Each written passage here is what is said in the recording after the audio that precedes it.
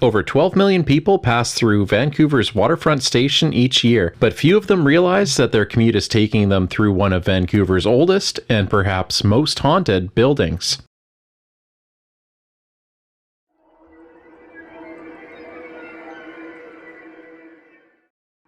Opening in 1914, the Waterfront Station was the third station to act as the West Coast terminus for the Canadian Pacific Railway line.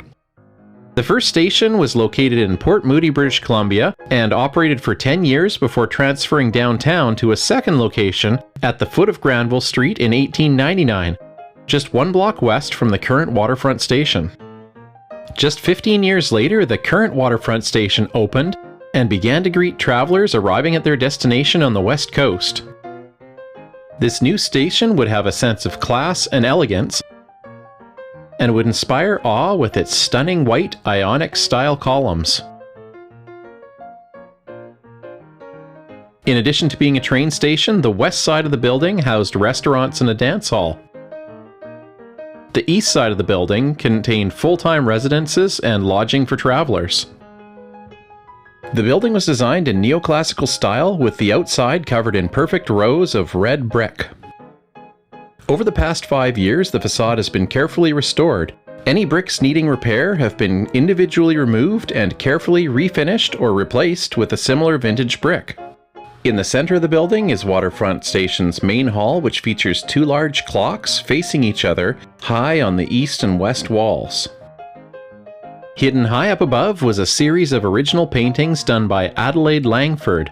Today, these have been preserved and are some of the last best remaining original railway station paintings in the country. Standing outside the station is a bronze sculpture installed in 1921 called Angel of Victory. This is one of 3 identical sculptures installed in Canada, commissioned by the Canadian Pacific Railway to honor the more than 1,100 CPR employees who perished during World War I. The other 2 sculptures are installed in Winnipeg and Montreal. The sculpture, also known as Winged Victory, depicts an angel carrying a deceased soldier to heaven at the moment of death.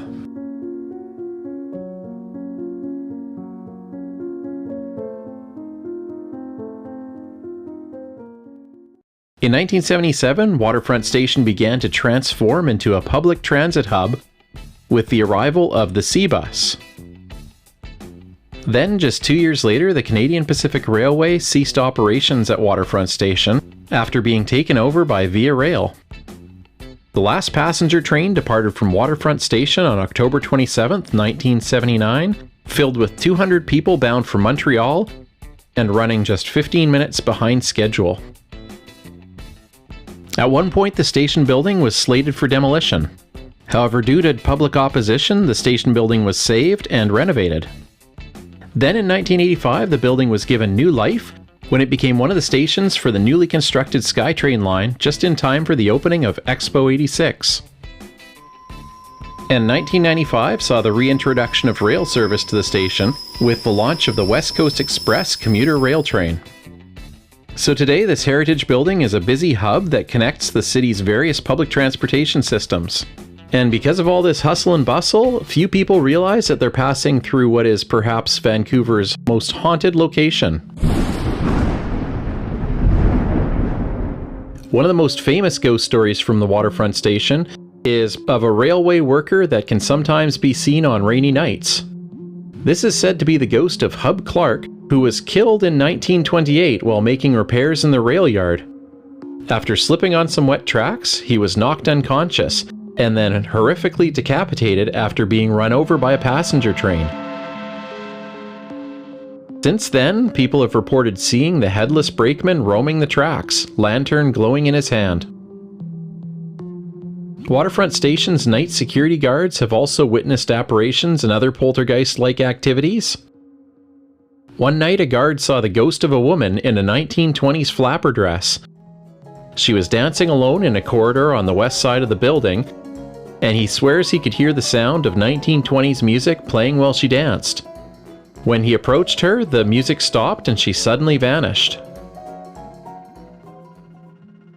Other guards have also claimed to hear Depression-era music emanating throughout the halls, even though this music isn't being emitted from the station's sound system. Another security guard got the fright of his life while patrolling the northwest corner of the building. As he entered an empty room, lit only by his flashlight, he encountered the ghost of an old woman. She was glowing phosphorus white and had a mournful look to her face. And as he stood there, she began to reach out to him. Terrified, he ran from the room, and the woman wasn't seen again. In another report, a night watchman experienced poltergeist-like activity in the east side of the building. As he walked through a storage room filled with old desks, the desks moved together behind him without a sound. When he turned around to exit, he found that his path was blocked by the desks. Stunned and completely frightened, the security guard leapt over the desks and ran from the room. In addition to these encounters, security guards have also heard the sounds of phantom footsteps walking along the tiled floors of the building late at night when no one else is around.